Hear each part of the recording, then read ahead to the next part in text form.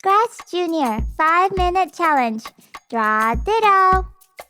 Today's challenge is to draw Ditto. Just like this. Ready? Set, go! Okay, I have my paint editor. I'm going to use the line tool with a violet color to draw Ditto.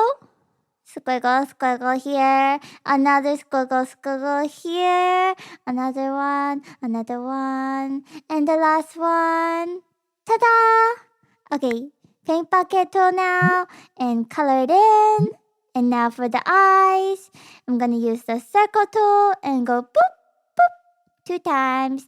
And then use a light pink color and go back to the line tool for the mouse. And there is Ditto. Oh, I like my Ditto. This is my Ditto. What do you guys think? Oh, well, make sure to share what your Ditto looks like by sharing on social media and tagging Ottiya_global.